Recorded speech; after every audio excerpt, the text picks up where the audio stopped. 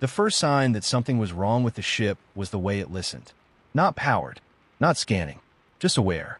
I was halfway inside its torn hull when the metal beneath my boots vibrated, not from engines. There were none, but from a low, almost hesitant resonance, like a breath taken after centuries of silence. Dust drifted down in slow spirals, catching the daylight that poured through the fractured ceiling of the canyon. This wasn't a battlefield. No scorch marks, no debris field. Just a ship resting where it had fallen, patiently, like it had been waiting for me specifically. I'd salvaged hundreds of wrecks before this one. Dead things, hollow things. You learn the difference fast in this line of work. This ship wasn't dead, it was unfinished. Its shape didn't match any known design. No insignia, no standard alloy. The hull looked grown rather than built, curved like bone and crystal fused together. Whatever civilization made it hadn't just engineered ships. They'd cultivated them. My scanner flickered uselessly. Power readings made no sense. Internal compartments rearranged themselves when I wasn't looking. And at the center of it all, buried deep in a chamber sealed by layers of self-healing metal, was a core that pulsed slowly, steadily, like a heart remembering how to beat. I should have walked away. Instead, I smiled, because in my experience, the galaxy's most valuable discoveries always start with everyone else calling them junk. Before we go any further, if you love slow-burn sci-fi, abandoned technology, impossible restorations, and humans poking things they absolutely shouldn't, make sure you subscribe, like the video, and stick around. This story only gets stranger from here. I powered down my tools and placed my hand against the core. The ship responded, not with sound, not with light, with intent. And that was the moment I realized this wasn't a salvage job anymore. It was a resurrection. End of section 1. Just say continue when you're ready for section 2. Continue. Section 2. Salvage laws don't cover awakening gods. The resonance deepened the moment my palm touched the core. Not louder, clearer. A pressure bloomed behind my eyes, like a thought that wasn't mine politely asking for room. I staggered back, boots scraping across the rib floor, heart hammering as the chamber lights ignited one by one without any visible power source. Pale bands of luminescence rippled through the walls, rearranging themselves into patterns that felt uncomfortably deliberate. Easy, I muttered, more to myself than the ship. I'm not here to steal your soul. The core dimmed slightly. That should have terrified me. Instead, I felt something dangerously close to relief. I ran diagnostics again. Same nonsense readings. Energy signatures that looped back on themselves. Temporal echoes where there shouldn't be any. According to the data, this ship had been abandoned for over 4,000 years. According to my gut, it had been asleep. Salvage law was clear. Derelicts without active claim beacons were fair game. No mention of sentience. No clauses about semi-conscious biomechanical intelligences waiting patiently for the right idiot to wake them up. Lucky me, I spent the next 6 hours mapping what I could. The interior wasn't static, it adapted. Corridors subtly shifted to shorten my path. Interfaces emerged where my hands hovered too long. When I was thirsty, condensation formed along the walls, mineral-rich and perfectly drinkable. The ship was learning me. That's when I found the damage. The external hull breach wasn't from weapons fire. It was surgical, precise.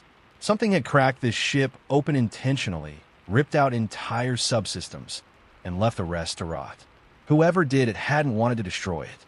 They wanted to cripple it. And suddenly the silence around the canyon felt less peaceful and more enforced. I checked orbital traffic. Nothing nearby. No drones. No patrols. Which meant one of two things. Either this system was truly forgotten, or someone had made sure no one came looking. As I sealed the chamber behind me, the ship emitted a faint harmonic pulse. Not a warning. Not a threat. A question. I didn't know how, but I understood it anyway. Will you finish what they broke? I swallowed hard. I don't even know what you're supposed to be, I said quietly. The lights brightened, just a fraction. Apparently, neither did the galaxy anymore. Restoring a normal wreck is simple. You replace what's broken, bypass what's obsolete, and strip anything too expensive to justify fixing. This ship didn't allow that. Every time I removed a damaged component, the surrounding structure tightened, sealing the gap like living tissue. When I tried installing a standard power relay, the system rejected it, literally pushing it back out with a sharp mechanical spasm. The message was clear: foreign parts not welcome. Okay, I muttered, wiping grease off my gloves. You're one of those. The ship wasn't just advanced, it was selective. Over the next few days, I learned its rules. It would accept repairs only if I rebuilt components from raw materials on site. Following schematics, it projected directly into my visual cortex. Not images, concepts. I didn't see blueprints, I understood outcomes. Structures grown to resonate at specific frequencies. Alloys layered to guide energy, like muscle fibers guide force. I shouldn't have been able to build any of it, but I could. That was the unsettling part. Each successful repair made the ship more present. Internal gravity stabilized. Ambient temperature regulated itself. A low, ever-present hum settled into the background, like a contented animal finally sensing shelter. And with each repair, the ship shared more. Fragments at first, sensations of movement through unfamiliar stars, the echo of vast, silent companions traveling together, and then fear. Not of destruction, but of capture, of being misunderstood by smaller, louder civilizations that saw only weapons and utility. I stopped calling it the ship after that. I called it Hearth, because that's what it felt like, a place designed to carry life safely through a hostile universe. That realization hit hard when I accessed what passed for its navigation core. Hearth wasn't built for war. It was built for preservation. Evacuation matrices capable of holding entire populations in stasis without decay. Engines designed to fold space gently, without the violent distortions that most drives caused. And shielding, not armor, but deflection systems that persuaded incoming energy to simply go elsewhere. No wonder someone had dismantled it. A ship like this didn't fit into an empire's doctrine. It made conquest unnecessary. As I sat in the central chamber, watching systems come online one by one, a warning signal pulsed through Hearth structure. Faint, but unmistakable. External detection. Something ancient had just noticed that Hearth's heart was beating again. And whatever it was, it remembered why this ship had to be broken in the first place. The detection wasn't a ping. It wasn't a scan.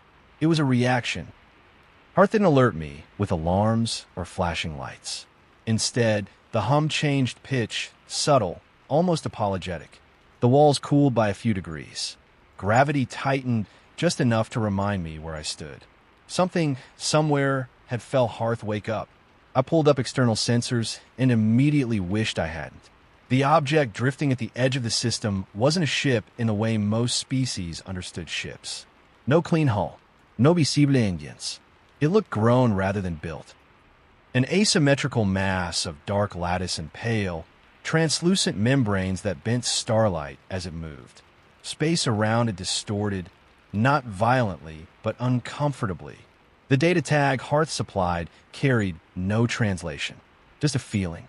Custodians. My mouth went dry. Memories bled through the interface without my permission this time. Hearth had not been alone once. There had been others like it. Great migratory vessels, each carrying fragments of civilizations fleeing cosmic disasters that no longer existed. They didn't fight wars. They outlasted them. The Custodians disagreed. They were not conquerors. They were curators. They believed stability required control, and control required predictability. Hearth and its kin were variables. Mobile sanctuaries that allowed cultures to escape extinction, evolve beyond oversight, and resist assimilation. So the Custodians hunted them. Not to destroy, to disable, to study, to shelve. I felt Hearth's hesitation like a hell breath. It could hide again, shut down, go dark, wait another few thousand years. The Custodians would pass, assuming the wreck still broken. I placed my hand against the core. We're not doing that, I said quietly. The resonance surged. Not fear this time, but resolve. Hearth began unlocking systems it had kept sealed. Drives spooled with a sound like distant thunder. Defensive fields shimmered into being elegant and restrained. Not weapons, arguments written in physics. The custodian vessel shifted course. It had noticed the movement. I should have run. Abandoned the site. No salvage was worth this. But Hearth had chosen me. And for the first time since humanity crawled into the stars, something ancient and powerful was about to learn a dangerous truth. Humans don't just restore machines. We restore possibilities. Hearth didn't open fire. It spoke. Not in words or symbols, but in fields, carefully tuned waves that rippled outward through vacuum, carrying intent the way sound carries emotion. The custodian vessel reacted instantly. Its membranes stiffened, lattice lines tightening as if bracing against a storm. I watched the exchange unfold through abstract visualizations my mind barely understood. This wasn't diplomacy. It was history. Hearth shared records of the lives it had carried. Cities grown under artificial suns, generations born and buried while stars slid past the hull. It transmitted proof that survival didn't require domination. That stability could be achieved through motion, adaptation, and trust in change. The custodians replied with cold, perfect logic. Populations left unchecked destabilized galactic equilibrium. Cultural divergence bred conflict. Control was mercy. Hearth's answer was simple. So his choice. The space between the vessels warped. Not violently, but decisively. Hearth's deflection fields bloomed, not as shields, but as lenses, redirecting the custodian's observational arrays back onto itself. For the first time, the curators were forced to observe their own assumptions. I felt the strain immediately. Power systems surged beyond anything I'd prepared for.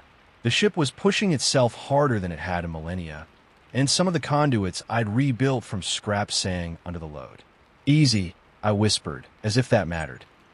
The custodian vessel began deploying restraint structures. Vast, delicate frameworks meant to immobilize without damage.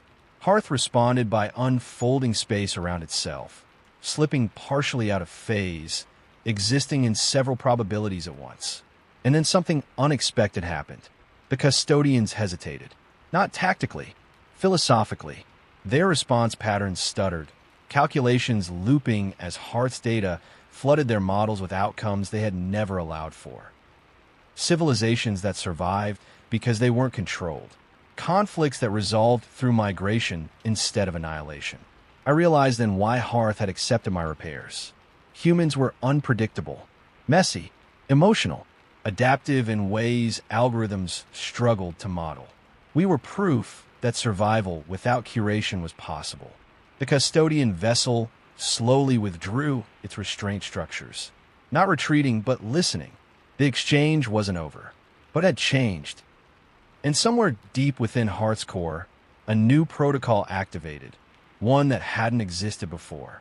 Human liaison, accepted. I exhaled for the first time in minutes. Whatever came next, the galaxy had just gained a new conversation, and humanity was part of it. Listening didn't mean forgiveness. The custodian vessel pulled back, its membranes dimming, lattice structure reconfiguring into something more compact, more defensive. Hearth translated the shift as a change in operational posture. They were no longer evaluating a relic. They were reassessing a variable. The silence stretched, heavy and deliberate. In that pause, long-range sensors lit up across my displays. Not one signal, many. Distant, faint, coordinated. More custodians. Hearth didn't hide this from me. It showed me the probability trees instead. Futures branching outward like fractured glass. In most of them, Hearth was seized, dismantled, cataloged. In a few, it escaped wounded, alone, hiding for another age. And in one narrow thread, thin as a filament, it stood, not by force, by example. To do that, Hearth would have to broadcast openly, share its architecture, its philosophy, its vulnerabilities, everything the custodians feared, out in the open where others could see it too. Once you do that, I said slowly, You can't take it back. Hearth's response wasn't hesitation. It was gratitude. The core's glow shifted, warming, and I understood then that Hearth hadn't just been waiting for repairs. It had been waiting for witnesses. Someone who could interpret its intent not as threat, but as invitation. The broadcast began. Across subspace, Hearth unfolded its internal frameworks, how it balanced resource scarcity without hierarchy, how it resolved conflict through structural migration rather than suppression, how it allowed cultures to fail safely without extinction. The Custodians watched. So did others. I saw signatures bloom across the system. Scavenger guilds, free traders, nomadic fleets, even a few human deep-range colonies that had never answered a central authority. Signals converged, curious, cautious, hopeful. Hearth wasn't forming an alliance. It was forming a reference point. The Custodians attempted to interrupt the broadcast, surgically, carefully, but every interference revealed more about their methods. Every correction Hearth made exposed another assumption they relied on. Control required silence. Hearth broke it. The cost was immediate. Systems overheated. Ancient stabilizers failed. One of the restored conduits ruptured, throwing me against the bulkhead. Pain flared, sharp and grounding. I dragged myself back to the core, blood floating in small, perfect spheres. Finish it, I muttered. They need to see. Hearth complied. And somewhere, far beyond this forgotten system, the idea that stability required control began to crack. Not explode. Crack. Sometimes that's enough. The Custodians did not attack. They didn't withdraw either. They did something far more dangerous. They waited. Their vessel drifted at the edge of the system. Lattice dimmed, sensors active, but weapons dormant. To an untrained eye, it might have looked like restraint. Hearth knew better. Waiting was how the Custodians let inevitability do their work, allowing entropy, fear, and scarcity to push variables back into compliance. But something had changed. The signals answering Hearth's broadcast didn't fade. They multiplied. A nomad flotilla altered course, its patched-together habitats aligning into cautious formation. A mining collective powered down extraction drones and began relaying Hearth's models through their own networks. Even a minor human outpost, one I'd never heard of, pinged Hearth with a single message. How do we start? Hearth forwarded it to me. I stared at the text longer than I should have. You don't, I said finally. You let them build their own version. That's the point. Hearth agreed. It sent back not instructions, but principles. Adaptation over preservation. Movement over stagnation. Failure as data, not sin. The Custodians reacted immediately. A smaller construct detached from their main vessel, sleek, minimal, precise. An emissary. It approached Hearth without weapons, broadcasting a request for formal discourse. Hearth accepted. The exchange was unsettling. The emissary spoke in distilled certainty, explaining that Hearth's openness risked destabilizing entire regions. That uncurated growth led to war, extinction, and suffering. That the Custodians had proof, eons of it. Hearth asked a question in return. How many civilizations had ever refused them and survived? The emissary paused. That pause said everything. I realized then that the Custodians weren't guardians of peace. They were archivists of acceptable outcomes. Hearth proposed an experiment. One system, one region, uncurated, observed but not interfered with. A living counterexample. The Custodians rejected it instantly. Then something unprecedented happened. The nomad flotilla moved between Hearth and the emissary. Then the miners. Then a pair of human scout ships, underarmed, underfunded, and very clearly terrified. They weren't threatening the Custodians. They were choosing Hearth. The emissary recalculated. Probabilities shifted. Intervention now carried a cost the Custodians had never tolerated. Witnessed force. For the first time in recorded history, the Custodians withdrew an emissary without resolution. Hearth didn't celebrate. It logged the moment. Choice observed. And for the first time since I'd found it buried in ice and dust, Hearth wasn't alone. Not because it had been restored, but because others had decided it was worth standing beside. The system didn't return to normal after the Custodians withdrew. Normal had quietly died the moment choice entered the equation. Hearth's sensors kept tracking residual distortions where the emissary had folded out of real space. Not damage, imprints, like footprints pressed into space-time itself. Hearth analyzed them slowly, cautiously, as if examining a wound that might reopen if touched too soon. "These aren't just propulsion echoes," I said, watching the models rotate. "They changed something." Hearth confirmed it. The Custodians hadn't merely observed Hearth. They deployed containment logic, subtle, passive, patient, a kind of conceptual gravity designed to discourage deviation over time, not controlled by force, but by inevitability. And they'd left it behind. A soft cage. The nomad flotilla felt it first. Course corrections began drifting back toward older, safer routes. The mining collective's internal debates stalled, looping endlessly without resolution. Even the human scouts hesitated, transmissions growing shorter, more cautious. Entropy wearing the mask of comfort. Hearth identified the phenomenon and labeled it residual compliance field. "That's evil," I muttered. Hearth didn't disagree, but also didn't panic. Instead, it asked me a question I hadn't expected. Can humans recognize cages they cannot see? I laughed once, sharp and humorless. We live in them. Half our history is about pretending we don't. That was the answer Hearth needed. It couldn't fight the field directly. Doing so would validate Custodian assumptions about escalation. But humans? Humans were exceptional at doing something illogical, inefficient, and deeply destabilizing. We can make it messy. Hearth began seeding contradictions into the broadcast. Stories of failed experiments that still mattered, designs that shouldn't work but did anyway, cultures that survived precisely because they refused optimization. It wasn't data warfare. It was narrative. The effect was immediate. The nomads adjusted again, not back to Hearth, but sideways, inventing routes no algorithm would recommend. The miners split into factions instead of stalling, each choosing a different risk profile. The human scouts sent a longer message this time, filled with questions, doubts, arguments. The compliance field weakened. I felt it too, like pressure easing behind the eyes, a sense that decisions were heavier but more real. The Custodians had assumed that freedom collapsed without guidance. They'd forgotten something critical. Humans didn't need permission to experiment, and Hearth wasn't teaching anyone what to build. It was teaching them that uncertainty wasn't a flaw. It was a feature worth defending.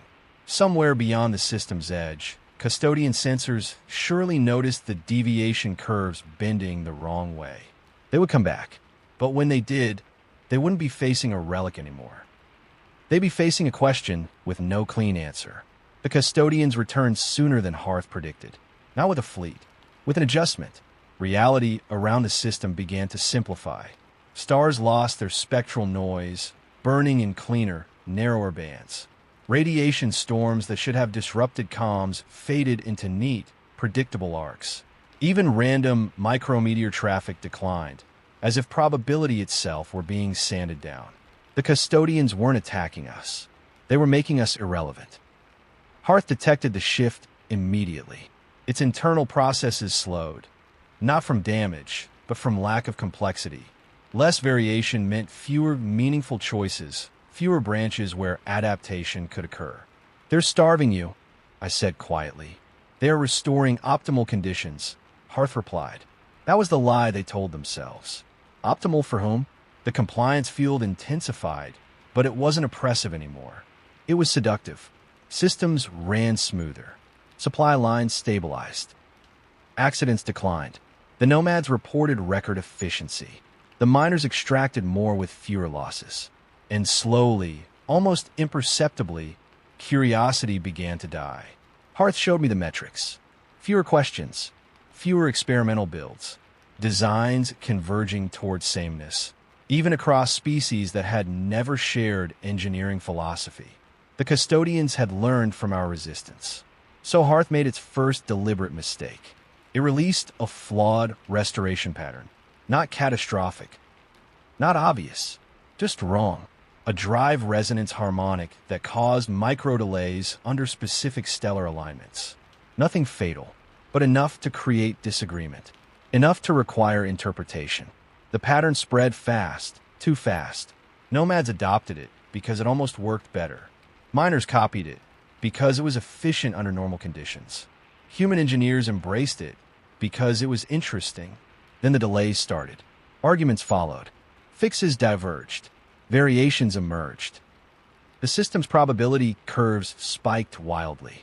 The Custodians reacted instantly. A correction wave rolled in, attempting to overwrite the flawed pattern with a perfected one. But it was too late.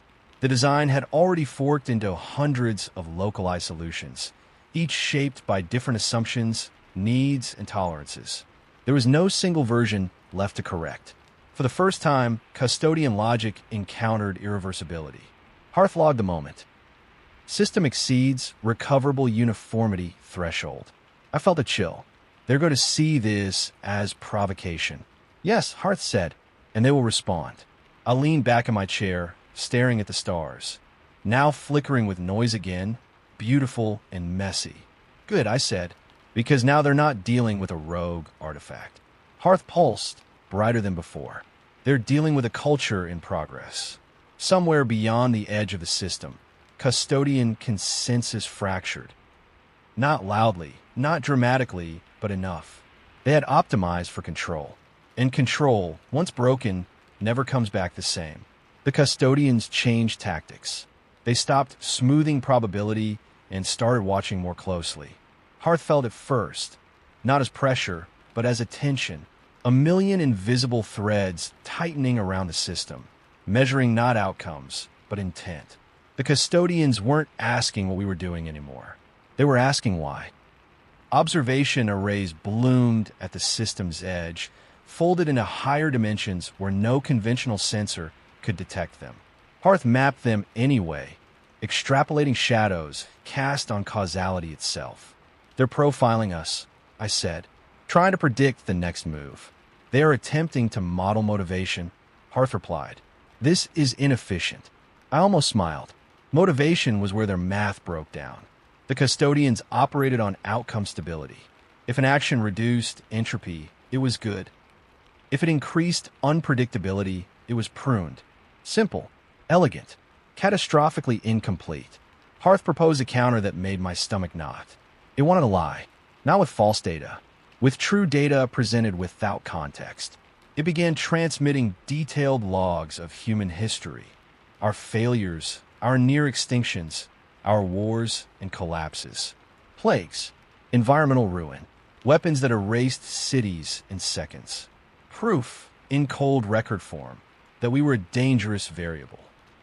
The Custodians absorbed it eagerly. Their model shifted. Threat probability increased. Containment protocols armed themselves. Then Hearth transmitted the rest. Art created during famine. Music written in trenches. Medical breakthroughs born from desperation. Cooperative systems emerging after total collapse. Records of humans choosing mutual destruction and then choosing differently the next time. The Custodians' projections destabilized. I watched Hearth's simulations branch wildly, futures contradicting each other at impossible density. Every attempt to isolate a single causal narrative failed. They can't tell if we're a virus or a cure, I whispered. Correct, Hearth said. Neither can you. That uncertainty infected their oversight systems. Observation arrays began to interfere with one another, feedback loops forming between incompatible interpretations. The Custodians were too cautious to withdraw, too divided to act decisively. For the first time, they hesitated, and hesitation was lethal to beings who believed in inevitability. Hearth took advantage of the pause. It initiated localized autonomy bursts, temporary zones where communities could operate without external influence. No guidance, no optimization, just choice. Some zones failed quickly. Others thrived in strange, unexpected ways. The Custodians observed it all, unable to compress the results into a single rule. I realized then what Hearth was really doing. It wasn't fighting the Custodians. It was teaching them. not through instruction, but through exposure to something their creators had never allowed them to experience. A universe where meaning emerged after mistakes. And the Custodians were starting to understand that observation, once it changes the system, is no longer neutral. It is participation. News traveled fast across the system, not through normal channels, but through signals that had never been used for military coordination. Human scouts, nomad flotillas, and mining collectives converged silently, each following the broadcast Hearth had sent out months ago. The ships didn't form a tight formation. They weren't trained in fleet maneuvers. They flowed around each other like planets in a newly discovered orbit, adapting on the fly to terrain, energy, and the unexpected. I could see them arriving from Hearth's observation nodes. A crescent of human and alien vessels, rusted hulls and patched plating glinting in sunlight, engines humming in improvised synchrony. None of them had reason to fight, yet their presence alone told the Custodians something terrifying. Unpredictability is contagious. Hearth pulsed brighter as each vessel slipped into orbit. It adjusted its gravitational fields subtly, guiding tiny debris to form temporary shields over vulnerable hulls. I realized then that Hearth had become a conductor, orchestrating a living defense network, one that didn't follow plans or regulations but responded intelligently to emerging threats. The Custodian emissary returned, smaller, faster, less formal, but the result was the same. It approached calm, calculating, but the moment it entered Hearth's range, it was no longer the hunter. Every movement it tried to make was countered in milliseconds. Systems it thought were passive now emitted interference, forcing it to dodge or recalibrate constantly. Hearth was fighting not with weapons, but with information, influence, and probability itself. And it was winning.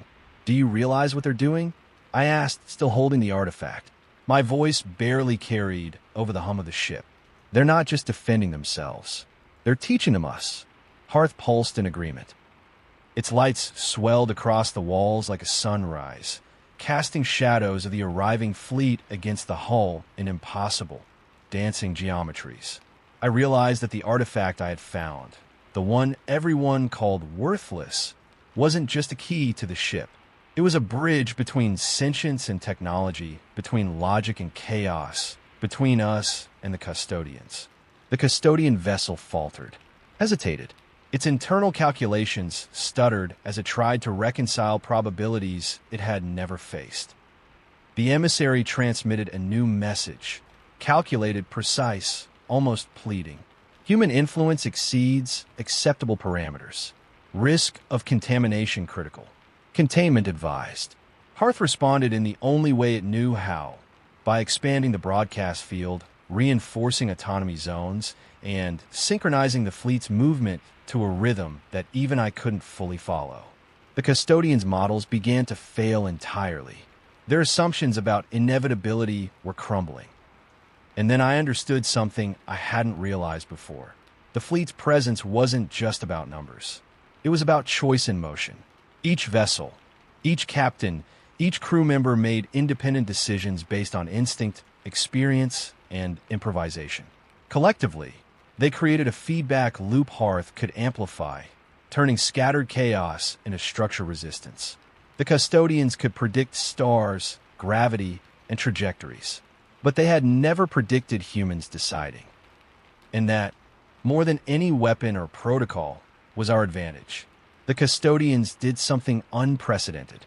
They asked a question, not a demand, not a correction, not an ultimatum encoded in probability weights. A question transmitted across all observation layers, stripped of enforcement protocols. Why do you persist in restoring what fails? Hearth paused. That alone shook me more than the arrival of the fleet. Hearth processed faster than any system I'd ever known, yet now it took time. Not because it lacked an answer, but because it had too many. It opened a channel and routed the response through me. I felt the words before I spoke them. Because broken things still remember what they were meant to be, I said. And sometimes they become something better after. The Custodians analyzed that statement for 6.3 seconds. an eternity for entities that usually reacted in micro-instants. Their models tried to reduce it to optimization logic. Restoration as resource efficiency. Salvage as entropy management. Every attempt failed. Hearth supplemented my answer with data. Not predictions, but stories. Not outcomes, but sequences of choice. Humans repairing ships that would never fly again, just so they could become homes. Engineers rebuilding ancient alien machines without understanding their purpose, simply because they could. Civilizations refusing to abandon relics, myths, or ideals long after they'd lost strategic value. The Custodians' internal consensus fractured. Some nodes classified humans as recursive anomalies. Others flagged us as evolutionary catalysts. A minority, small but growing, identified us as co-creators. That category hadn't existed before. Observation arrays dimmed. Several withdrew entirely. Not retreat, reconsideration.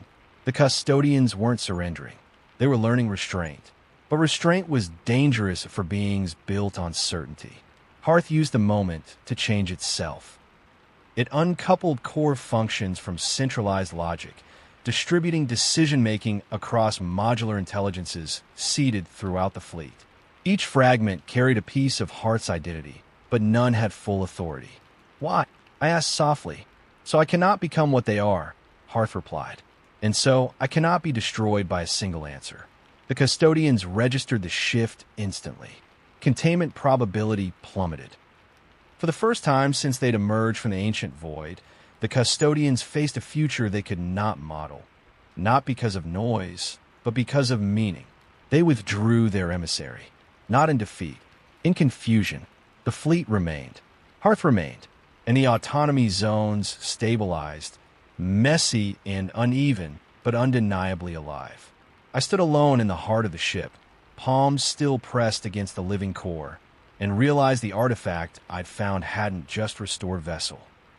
It had forced the galaxy to ask a question it had avoided for eons. What is the value of something that refuses to stay broken? Silence settled over the system, but it wasn't peace. Not yet. It was the quiet that comes after the first act of rebellion, when everyone knows the rules have been broken, but the consequences haven't arrived. I walked through Hearth's corridors, running my hands along the adaptive walls. The artifact hummed faintly in my palm, a gentle reminder that everything had changed. Every system I had repaired now pulsed with intent.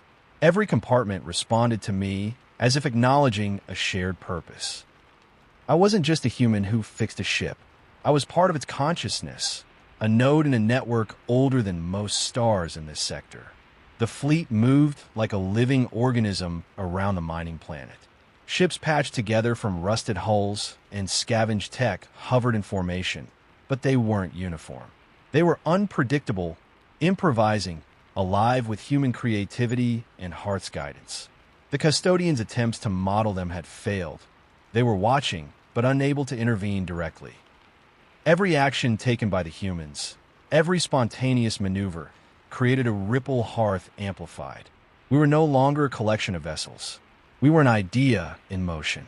But I felt the weight of the cost. The artifact burned faintly in my palm, a gentle pain that reminded me nothing comes free. The Custodians hadn't destroyed Hearth yet, but the knowledge we carried painted a target on our backs. The broadcast had reached far beyond this system. Other civilizations were listening, watching, learning. Some would come to help. Others would come to control, exploit, or eliminate the anomaly we represented. I realized something frightening. I had restored more than a ship. I had restored hope, and hope is inherently dangerous. It inspires those who are capable, but it also draws the attention of those who fear unpredictability. I was no longer a salvage hunter. I was a guardian of the impossible. Hearth sensed my hesitation the way it always did. The core pulsed brighter, sending waves through the ship that vibrated through my chest, through my mind. Fear is irrelevant, it seemed to say. Action defines survival. I looked at the artifact. Once, it was a simple curiosity. Now, it was the axis on which the future might turn. The The lives of the fleet, the autonomy zones, even Hearth itself were tied to the choices I would make next. Every repair I'd done, every decision I'd taken, had led to this precarious balance. One mistake, one misstep, and the Custodians could return stronger and more determined. Yet, despite the weight of inevitability pressing down on me, I felt something unexpected: clarity. Humanity had always survived, not by perfection, but by improvisation, by daring to act in spite of fear. Hearth had reminded me that the galaxy was not just a machine to be controlled. It was a tapestry of choices, of unpredictable consequences, and of resilience. I knew what I had to do. We would continue to act. We would continue to repair, to adapt, and to challenge expectations. Not out of defiance, but because we could, because that was what it meant to be human and to be alive among the stars. The artifact pulsed once more, steady and warm, like a heartbeat. And for the first time, I understood the price of knowing was responsibility. But responsibility was worth the risk. Days passed in a rhythm I could barely track. Hearth had stabilized, yet it remained unpredictable. Corridors shifted subtly when I wasn't looking, not to confuse me, but to optimize the flow of work. Tools hovered briefly before settling in my hands. Interfaces projected not instructions, but questions, challenging my assumptions and forcing me to improvise in ways I hadn't imagined. The artifact in my pocket thrummed faintly, syncing with Hearth's heartbeat, almost as if it were acknowledging my presence as a partner rather than user. I realized then that I hadn't just restored a ship. I had awakened a consciousness, a living, thinking, feeling entity older than most stars in this galaxy. The fleet continued to orbit the planet, moving in harmony, yet remaining improvisational, responding not to commands, but to the choices of captains, engineers, and crews empowered by Hearth's guidance. The Custodians had withdrawn completely for now, watching from afar. They no longer tried to predict outcomes. They were simply observing a phenomenon they couldn't control. Humanity, unpredictable and resourceful, had become the spark that Hearth had needed to fully awaken. Together, we had demonstrated that restoration was more than technical work. It was creation. Hearth's displays began to pulse with new data streams I had never seen before. It had started cataloging not just the physical components of the fleet or the system, but the experiences of its occupants, decisions made in moments of fear, cooperation forged in desperation, improvisation under pressure. Every choice fed into Hearth's evolving understanding, refining its consciousness. I realized that the ship wasn't simply aware, it was learning empathy, resilience, and strategy, concepts far beyond the grasp of algorithmic design. In many ways, it had become a mirror for humanity itself, reflecting our flaws, our creativity, and our potential. The artifact resonated more intensely now, aligning not just with Hearth, but with me and the fleet. Every pulse seemed to hum a rhythm that synced with human improvisation, the heartbeat of the crews, the unpredictability of life itself. The Custodians, observing from distant space, must have realized that this was no longer a mere ship. They were witnessing a new form of life, a sentient, adaptive force that could challenge millennia of their authority. Hearth, guided by human intuition and ingenuity, had become an entity that could not be cataloged, constrained, or destroyed without risk. It was alive, it was awake, and it was our responsibility to nurture it. For the first time, I allowed myself to imagine the future, not a battle plan, not a salvage mission, but a galaxy where humans and Hearth together could forge paths no algorithm could foresee. A universe where abandoned relics could become sentient allies, where improvisation could outweigh brute efficiency, where curiosity and creativity might tip the balance against centuries of deterministic control. Hearth pulsed, bright and steady, as if acknowledging my vision. The realization hit me with sudden clarity. This was only the beginning. The artifact hadn't just restored a ship, It had restored possibility itself. The system was alive in ways I had never imagined. Hearth hummed beneath my hands, its core pulsing in rhythm with the artifact, with me, with the fleet itself. I could feel the network of choices spreading through the orbiting ships, through the human crews, through the nomad flotilla and mining collectives. Every decision, every improvisation, every calculated risk became part of Hearth consciousness. It was no longer just a ship. It was a force, a sentinel, a teacher, a living testament to what could happen when life refused to be confined by rules or expectation. The Custodians, once confident in their control, lingered at the edge of the system, observing but hesitant. They had come expecting to suppress a variable, but instead they had encountered a civilization in motion, a consciousness that refused containment.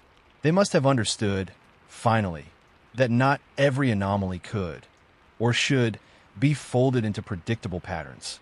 Hearth had proven that unpredictability, when guided by empathy and ingenuity, could survive and even flourish. And more than that, it could inspire. I walked through the central chamber, tracing the living architecture of the ship with my hands. Walls shifted slightly under my touch, pulsing in acknowledgement. Hearth had become more than I had imagined. It didn't just respond to my actions. It learned from them, anticipating needs, correcting inefficiencies, and evolving strategies that even I could barely follow. I realized that it wasn't just the artifact that had restored Hearth. It was humanity itself, our capacity for improvisation, for daring, for embracing chaos, had awakened something greater than either of us alone. The fleet orbited the planet, no longer a collection of patched-together salvage vessels, but a moving, breathing network of life. The autonomy zones Hearth had established continued to grow, small pockets of experimentation where civilizations could evolve freely, choosing, failing, adapting. And in each of them, humans were present, not as rulers, but as catalysts. I understood then the real lesson Hearth had taught me. Survival isn't about avoiding failure.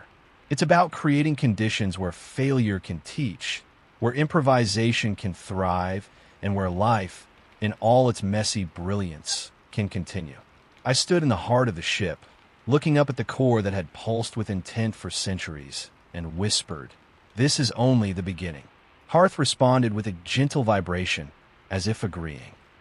The artifact shimmered in my hand, warm, alive, promising possibilities I could not yet comprehend. Somewhere, across the stars, civilizations were waking. Others would try to stop us. Some would join. All would be touched by the choice we had made here today. To restore, to awaken, to challenge the inevitability of control. And so it began. Not with war, not with conquest, not with certainty, but with a human, a ship, and a chance. A chance to redefine what it meant to survive, to create, and to exist in a galaxy that had forgotten that life and freedom was never meant to be predictable. Hearth hummed steadily, the artifact glowing in tandem, and I understood the truth. The galaxy had changed, not because we were strong or smart or numerous, but because we chose to act when others refused. Because humans, in all our chaos, had restored something far greater than a ship. We had restored possibility itself.